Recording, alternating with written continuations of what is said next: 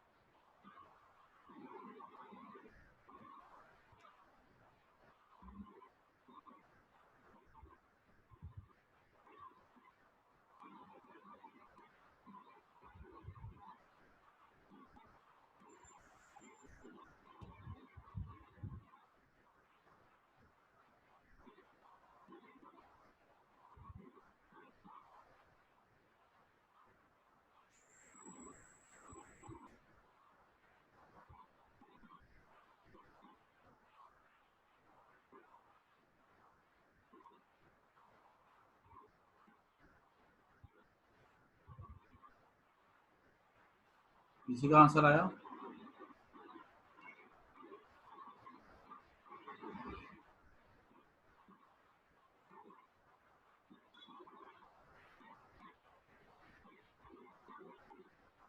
देखो same height है ना, तो हम क्या बोल सकते हैं, एस। देखो तो हमारे पास क्या क्या फॉर्मूले थे, हमारे पास टाइम आ रहा है, हमको सेम हाइट है मतलब पोजीशन सेम है, तो हम कौन सा फॉर्मूला यूज करते हैं, ये वाला यूज कर लेते हैं।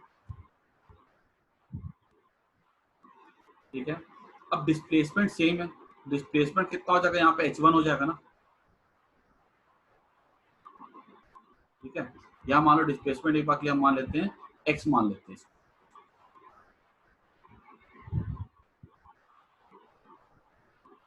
डिस्प्लेसमेंट क्या मान लो बाकी सेम है, x। x s equals to u t plus half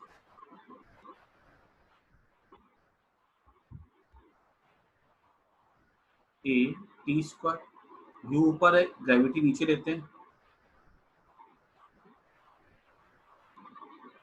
तो माइनस साइन आ जाएगा ना यहाँ पे, है ना। तो ये हमारा हो गया इक्वेशन बन गया। अभी देखो तो ये क्लियरली मुझे दिख रहा है यहाँ पे इक्वेशन से कि क्वाड्रेटिक बनेगा, और T1 T2 चाहिए, मतलब प्रोडक्ट चाहिए। प्रोडक्ट के लिए देख लो यहाँ पे कुछ आ रहा है ऐसा, तो मैंने तुमको पहले बता दिया था कि इसमें कुछ ना कुछ प्रोडक्ट आ रहा है, क्वाड्रेटिक बन रहा है, तो कहीं ना कहीं इससे रिलेटेड था वो। तो मैं क्या लिख सकता हूँ इसको, सबको मैंने 2 से मल्टीप्लाई कर दिया ताकि यहाँ का 2 हट जाए, तो 2x equal to 2 ut minus g t square, simple as that. इसको मैंने ऐसा कर दिया g t square minus 2 ut plus 2x equal to 0। अब यहाँ पे इसके दो दो टाइम आएंगे ना, देखो तो क्लियरली क्वाड्रेटिक के दो टाइम आएंगे, एक t1 आएगा और एक t2 आएगा। जैसे इसके दो रूट थे अल्फा बीटा, यहाँ भी हमारे पास दो आंसर आएंगे, एक t1 एक t2। t1 पे वो यहाँ पे होगा, t2 पे वो फिर से यहाँ पे होगा, क्योंकि दो सॉल्यूशन होंगे ना, तभी ना दो वैल्यू आएंगी हमारे x के लिए, मतलब हाइट h1 के लिए। अब देखो तो it will have two results of t1 into t2। देखो तो अल्फा इंटू बीटा क्या था, c by, what is c here.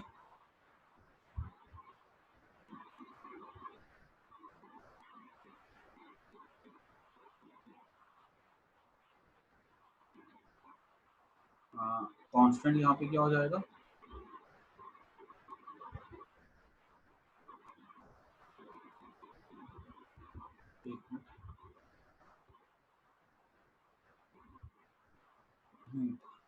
Actually यहाँ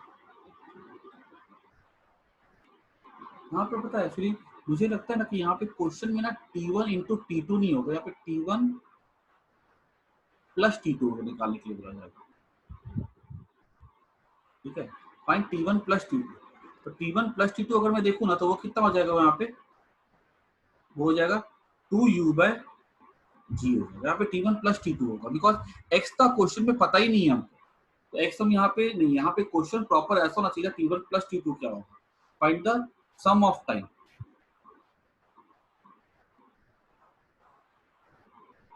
सम ऑफ टाइम। ठीक है, सम ऑफ टाइम में क्या हो जाएगा देखो, तो ये 2u बाय g हो जाएगा।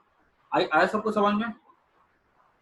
और अगर हमको बोलेगा कि प्रोडक्ट ऑफ टाइम निकालो तो फिर हमको वो कुछ ना कुछ डिस्प्लेसमेंट x की वैल्यू पता होगी।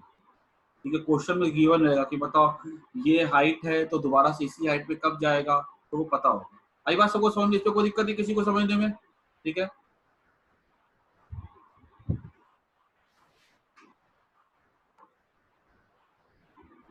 सर सर बोलो सर सर बोलो ना। इसमें टाइम दोनों के लिए यूनिफॉर्म थोड़ी ना, एक में T2 है एक में T1 है, तो इसमें इक्वेशन में तो T1 T2 आया ही नहीं, और हम कैसे T1 T2 में है? नहीं नहीं, देखो इसमें तो हमसे तो खाली सम पूछा गया ना टाइम का, मतलब यहाँ से जाएगा T1 लगेगा और यहाँ से जाएगा तो वो टाइम कितना लगेगा, T2 लगेगा। ठीक है, तो हमको पूछा गया कि वो दोनों टाइम का सम क्या होगा कि वो सेम हाइट पर हो। ठीक है, और ये सम जो है ना हमेशा सेम रहेगा। देखो अगर मान लो बॉडी ऐसा फेंका गया, देखो इस पे इंटरेस्टिंग चीज क्या है, ऐसे जाएगा बॉडी। ठीक है, अगर यहाँ से यहाँ पे अगर आ जाता सेम हाइट पे तो ये T1 ये T2, यहाँ से T1 और यहाँ से क्या होगा ये T2। ठीक है, तो अगर हमने इस टाइम को निकाला ना अगर, तो यहाँ पे हो सकता है T1 टाइम जो है ना, ठीक है, वो बढ़ जाएगा, लेकिन फिर T2 जो होगा ना, T2 की वैल्यू T1 से ज्यादा होगी लेकिन वो थोड़ा कम हो जाएगा इन सच्चे वे कि इनका सम क्या रहेगा, हमेशा 2u बाय g रहेगा। आई बात समझ में। नहीं सर, नहीं समझ आया। देखो यहाँ पर मैं ये समझाना चाह रहा हूँ, नहीं कहाँ पुट करना, क्यों पुट करेंगे हम लोग। देखो मैं ये समझाना चाह रहा हूँ,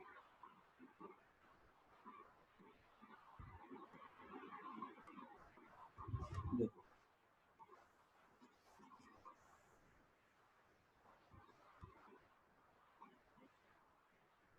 अगर मान लो तो बॉडी को फेंका हमने, मैक्सिमम हाइट के टाइम कितना लगता था, v equal to u plus 80 लगता था। v को जीरो कर दो, u plus minus g t, t equal to u by g, maximum height के लिए समय था ये। ठीक है, कितना होता है, u बाई जी होता है। मान लो यहाँ पे बॉडी गया, ठीक है, और इसको समय लगा कुछ, ये टाइम लगा T1। ठीक है, और फिर वो बॉडी क्या करेगा, वो बॉडी जो है यहाँ से फिर वो ऐसे जाए, यहाँ पे गया, इसको लगा समय T1, आगे ट्रेवल कर रहा है बॉडी, ट्रेवल करके बॉडी यहाँ पहुंच गई, यहाँ पे टाइम कितना लग गया इसको, T2 लग गया। ये जो समय यहाँ पे लगा, ठीक है, और यहाँ से अगर मैं टाइम की काउंटिंग की ना, अगर जो समय यहाँ से यहाँ पे लगेगा, इस पूरे T1 और T2 को हमने अगर ऐड कर दिया ना, तो टाइम कितना होता है, 2u बाय जी हो, कंपल्सरी है। आई बात समझ में। अगर मान लो हमने यहाँ से काउंट किया, हमने यहाँ से अगर T1 देखा, ठीक है, और यहाँ से अगर हमने देखा T1, और फिर अगर हम यहाँ से देखते हैं अगर T2, ठीक है, तो ऑब्वियस ही बात है, अगर हम यहाँ से देखेंगे तो T1 बड़ा होगा, ठीक है, T2 थोड़ा छोटा हो जाएगा, मतलब थोड़ी वैल्यू कम। यहाँ से देखेंगे तो T1 थोड़ा छोटा हो जाएगा लेकिन T2 T1 के कंपैरिजन में बड़ा होगा। इस सच्चे में कि वो सम कितना रहेगा, हमेशा 2u बाई जी रहेगा। और तुम इसको देख भी सकते हो ऐसे, मान लो ऐसे बॉडी को फेंका, कितना समय लगा ऊपर जाने में, तो आंसर है u बाई जी। कितना समय लगा नीचे आने में, u बाई जी। कितना सम आ रहा है, 2u बाई जी आ रहा है कि नहीं आ रहा है। ठीक है, मान लो यहाँ से हमने ऐसे फेंका, ठीक है, और यहाँ से ये बॉडी ऐसे गया, ठीक है, यहाँ पे इसको समय लग गया मान लो 1 सेकेंड, ठीक है, और यहाँ से समय लग गया इसको मान लो क्या कहते हैं 3 सेकेंड। ठीक है, अब मान लो अगर बॉडी को हमने ऐसा फेंका और यहाँ पे लग गया समय इसको 0.5 सेकेंड। ठीक है, और हमने इसको ऐसा देखा। ठीक है, तो यहाँ पे आने में इसको समय कितना लग जाएगा बॉडी को। ठीक है, ये ऐसे जाएगा तो इसको लग जाएगा यहाँ पे 0.5 यहाँ पे लगा, तो यहाँ पे लग जाएगा इसको यहाँ से पूरा यहाँ पे आने में लग जाएगा 3.5 सेकेंड। आ रही बात समझ में? सेम हाइट पे जो है ना, ठीक है, अगर मान लो यहाँ से है बॉडी पे का, यहाँ पे इसको आने में समय लगे 1.5 सेकेंड। ठीक है, सेम बॉडी के लिए। अगर मैंने इसको यहाँ से देखा, अगर यहाँ पे अब, ठीक है, तो यहाँ से यहाँ पे आने में इसको समय कितना लग जाएगा 2.5 सेकेंड। मतलब टाइम देखो, सम हमेशा कांस्टेंट रहे। क्लियर हुई कि नहीं हुई बात? हाँ सर। ठीक है, मतलब तुम कोई दो लोकेशन के लिए अगर टाइम निकालते हो ना, तो हमेशा कैसा रहेगा, सेम रहेगा।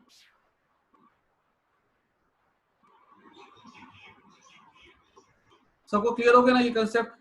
एक बार मैं एक बार फिर से रिपीट कर देता हूं। 1 मीटर,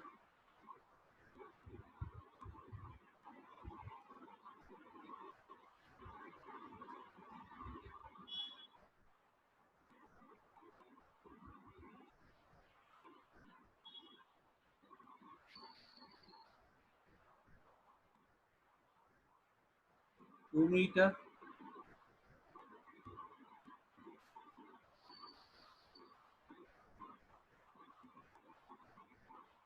3 मीटर,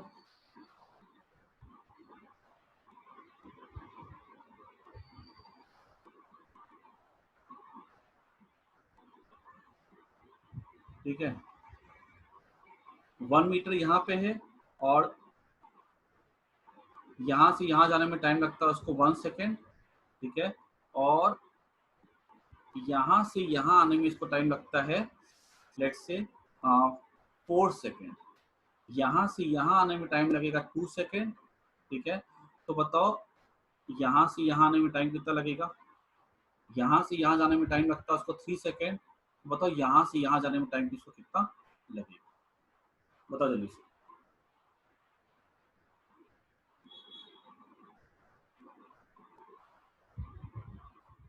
यहाँ से यहाँ में 4 सेकेंड।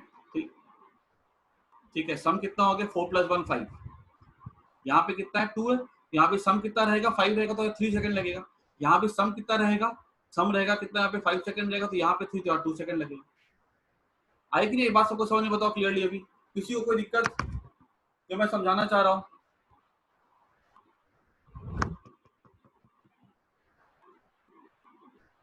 किसी को कोई दिक्कत? रचित सही आंसर दिया।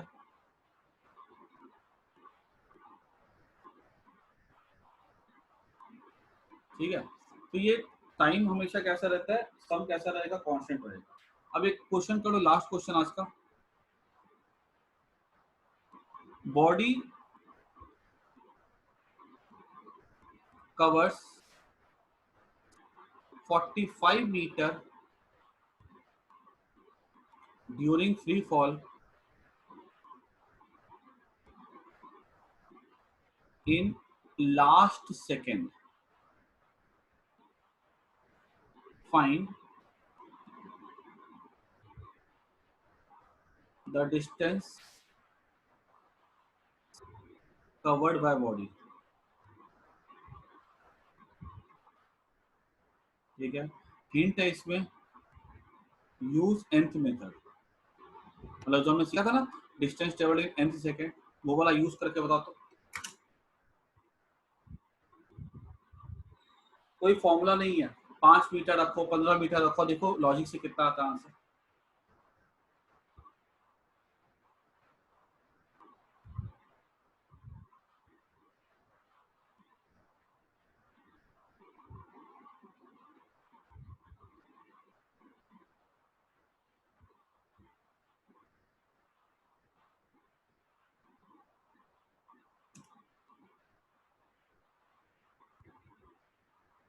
ऐसा पुट करो,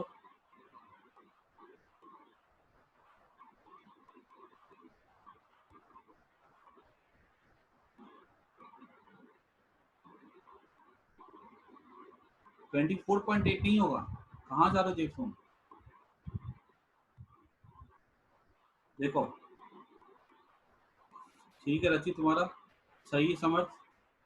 देखो तो 0 से 1 5 मीटर, 15 मीटर, 25 मीटर, 35 मीटर, और 45 मीटर। लास्ट सेकंड मतलब कितना हो गया, 5th सेकंड। तो हमने बोला गया 3.5 सेकंड में, फ्री फॉर्म मतलब ग्रेविटी में 45 मीटर। अब पूछा गया टोटल डिस्टेंस कितना बॉडी ने ट्रेवल किया, सबको ऐड करो ना, ऐड करके 125 मीटर आ जाएगा। कोई फॉर्मूला नहीं यूज करना। अगर फॉर्मूला से करना है तो हमको दिख रहा 50 सेकंड है, डिस्प्लेसमेंट का क्या फॉर्मूला क्या था, हाफ इंटू जी टी स्क्वायर होता है ना। जी कितना लेंगे 10, 5 का स्क्वायर, 125 मीटर। आई बात समझ में।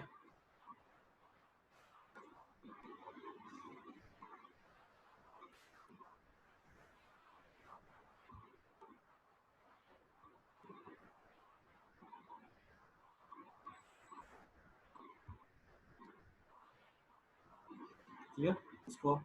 और एक स्टेटमेंट जो मैंने पढ़ाया ना अभी, इसके पहले वाला जो क्वेश्चन था ना, उसका एक कंसेप्ट लिख लेना, ठीक है, ऐसा स्टार मार्क दे करके, कभी कभी ट्रिक के तौर पे तो वो काम आएगा, ठीक है। ये sum of time for two displacement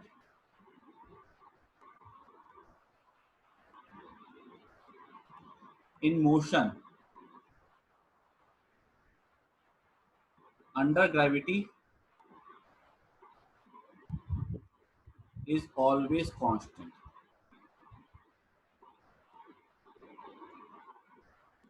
ठीक है, वो टाइम कितना होता है 2u/g। ठीक है, sum of time for displacement under two, और two displacement, one this displacement and the other is this displacement, ठीक है, is always constant। कितना टाइम होता है वो, t1 प्लस t2 कितना होता है 2u/g। ठीक है, ये स्टेटमेंट लिखना। ये कभी कभी जो ना क्वेश्चन सॉल्व करोगे ना, तो ये ट्रिक तुमको बहुत हेल्प करेगी शॉर्टकट। एक लास्ट क्वेश्चन में करवा देता हूँ, उसके बाद फिर क्लास वाइंड अप कर दूंगा। क्वेश्चन ऐसा है, अच्छा मुझे एक बात बताओ कि तुमको अगर जंप करना हो तो कहाँ से जंप करना ज्यादा डिफिकल्ट होगा, चलती हुई ट्रेन से कि रुकी हुई ट्रेन से, किसमें चोट ज्यादा लग सकती है। चलती हुई ट्रेन। चलती हुई ट्रेन से। सिंपल सी बात है, क्यों ऐसा होता है, क्योंकि चलती हुई ट्रेन से क्या ऐसा होता है कि जब तुम ट्रेन चल रही होती, तुम अगर उसमें से कूदोगे ना, तो तुम्हारे पास ट्रेन की वेलोसिटी होगी। मान लो ट्रेन ऐसे चल रही है,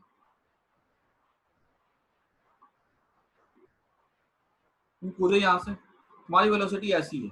तो अगर रुकी हुई ट्रेन है तुम्हारी वेलोसिटी ऐसी होगी, लेकिन अगर चलती हुई ट्रेन से तुम कूदोगे ना, तुमने वेलोसिटी इधर दी है, तो ट्रेन की वजह से तुम्हारी वेलोसिटी इधर होगी, और तुम ऐसा नहीं गिर के तुम ऐसा गिरोगे, इधर जाके गिरोगे।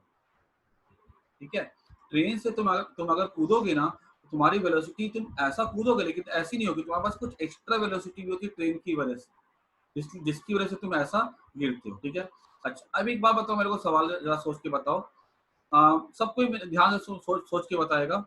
ये पैराशूट है, ठीक है, यहाँ पे एक बास्केट है, ठीक है, यहाँ से एक आदमी ने क्या किया, एक बॉल को ड्रॉप किया। ठीक है, बॉल को ऐसे उससे ड्रॉप कर दिया। ये पैराशूट ऊपर जा रहा है वेलोसिटी v से। जैसे इसने ड्रॉप किया, एक आदमी ग्राउंड पे खड़ा हुआ है, ये बॉल को कैसे जाते हुए देखेगा। तुम्हारे सामने दो ऑप्शन है, ऐसा कि इसने ड्रॉप किया है, ठीक है, मतलब इसने कोई ताकत नहीं लगाई है, इसने अपने हिसाब से जीरो वेलोसिटी पे इसको फेंका, अपने हिसाब से। ठीक है, इसने कोई ताकत नहीं लगी, खाली ऐसे किया, हाथ ऐसे पकड़ा, छोड़ दिया बॉल। और दूसरा, ये आदमी बॉल को कैसे जाते हुए देखेगा, ऐसे कि ऐसे, फर्स्ट की सेकंड। कितने लोग बोलते हो फर्स्ट, कितने लोग बोलते हो सेकंड। बहुत काम कंसेप्ट काम का चीज है ये। और मेरे को हर एक बच्चे से आंसर चाहिए। समर्थ फर्स्ट बोल रहा है, बाकी लोग बोलो।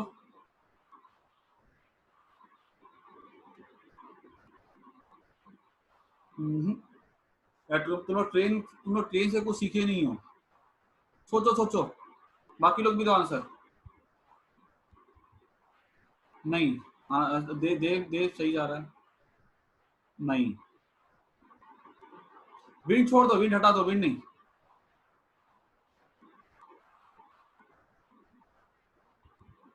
विंड को नहीं लेना, देखो